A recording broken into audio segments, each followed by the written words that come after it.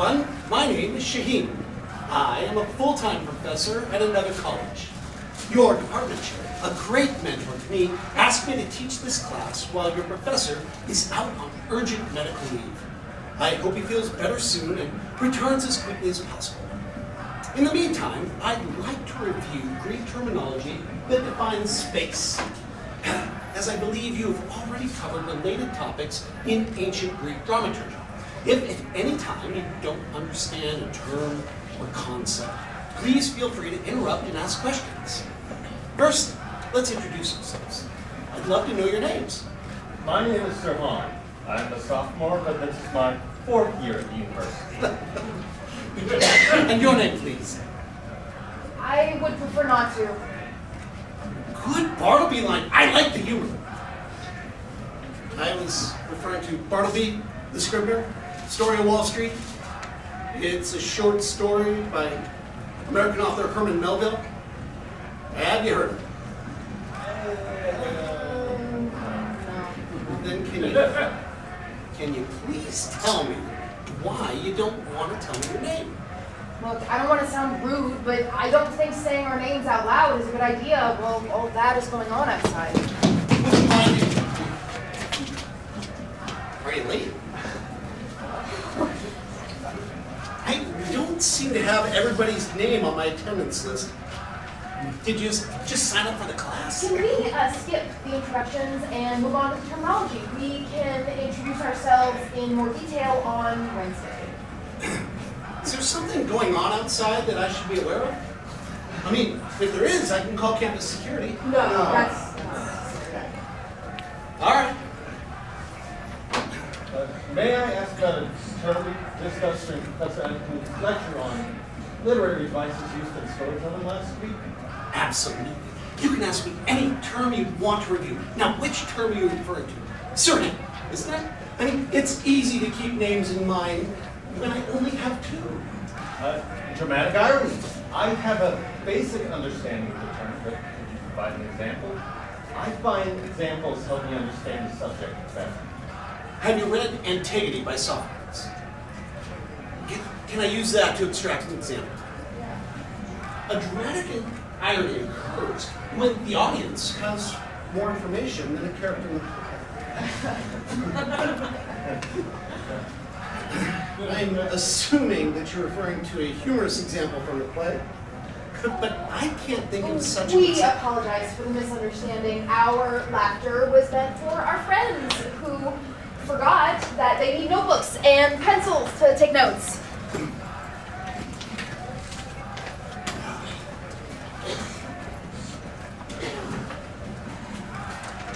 Okay. The first example of dramatic irony in Antigone is in the first scene, when Creon orders Polynices' body not to be buried. Now, the audience knows that Antigone has already buried her brother. This creates tension as the audience anticipates when Creon will uncover the truth. And when Antigone will actually no longer be there. They're actually anticipating where she is. Yes, and is there more than one dramatic irony in Antigone? Absolutely. Antigone is full of them. They become more complex and nuanced as the play progresses. And they begin uncovering characters' traits. For example, Creon's conversation with the messenger. He assumes that someone was bribed to bury Polynices. The audience, however, knows that Antigone has performed the burial. This highlights Creon's ignorance and foreshadows a potential conflict between personal loyalty and adherence to the law.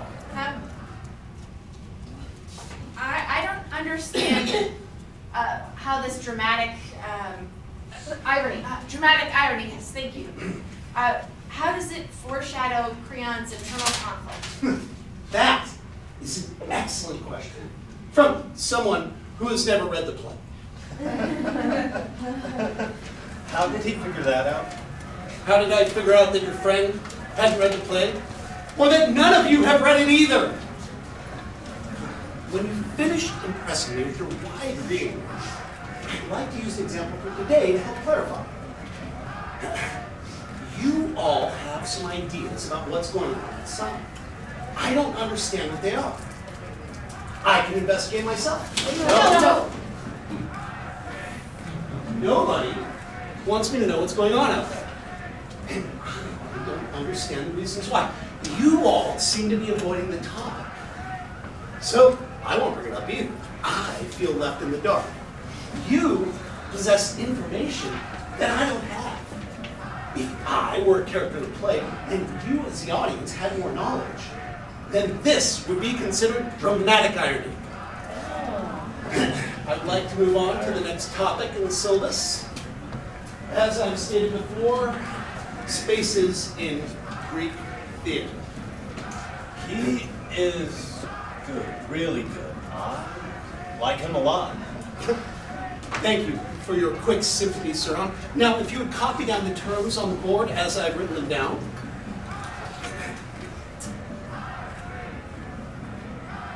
We should begin with spaces in Greek theater.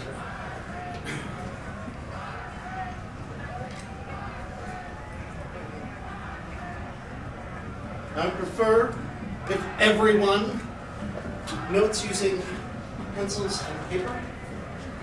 Our professor allows us to take notes in whatever way we prefer. Of course. But I noticed you handing out paper and pencils to your newly arrived friends. I distributed them because I noticed that my friends were unprepared. Thank you for your consideration of your classmates, but I still believe in the neurocommunication that occurs when we write things on a page and how that connects to our brain's gray matter. Writing on a page helps us remember information. Not only does it improve our learning, but it also helps to contribute to overall intelligence. I think this professor might be ancient Greek too. Handwriting shall persist, Fatima. I can't read that word there. How do you say the, iki? It's EKK. There's two keys. It already sounds really cool. What does it mean? When everyone has finished copying the terms down to the board, we shall review them as a class. We can start with ekeklima, if that seems the coolest.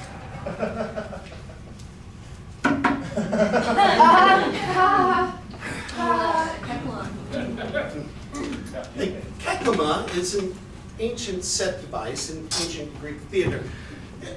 The Greeks didn't like showing extremes such as acts of violence on stage.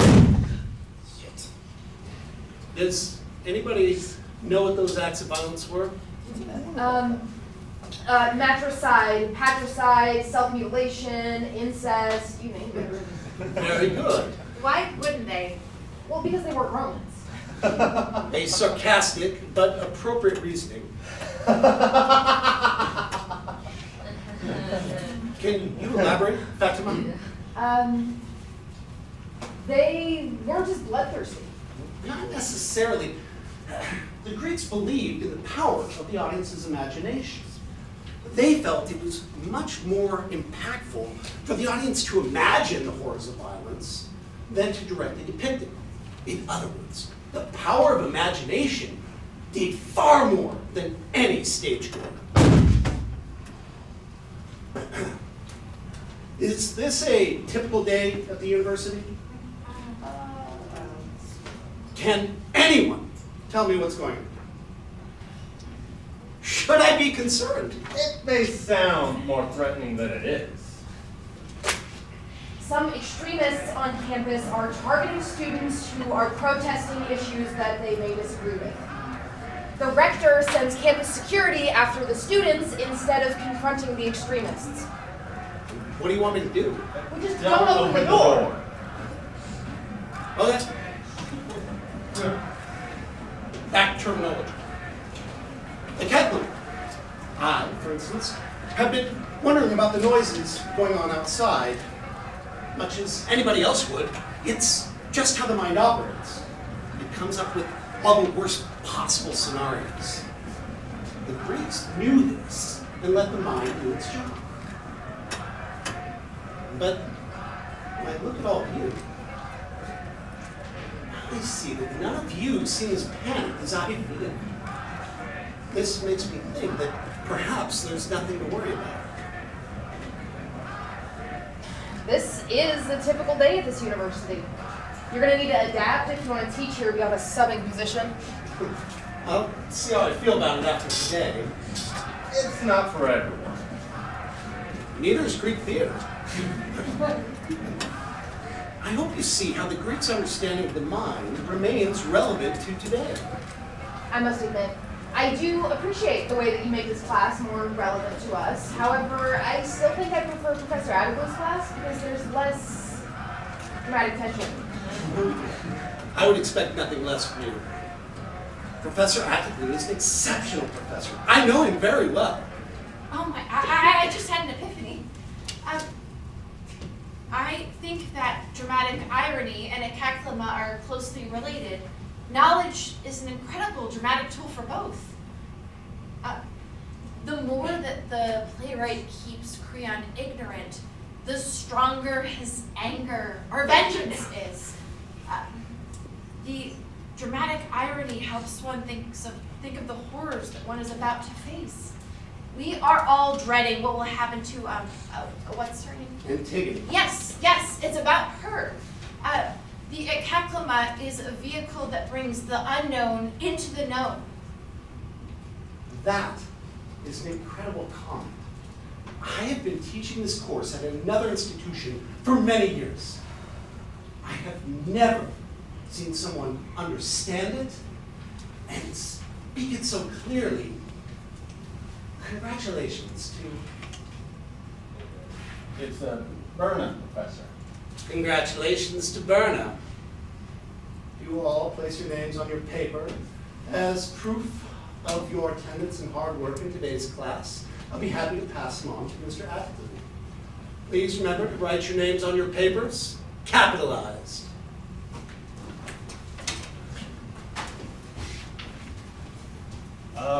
What if you quiz us on them next class?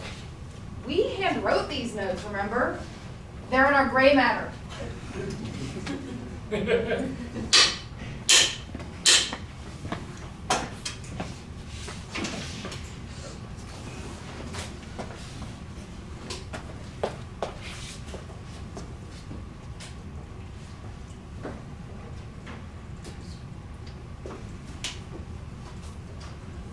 Here's a list of their names and handwriting. I hope that helps you find the author of those signs.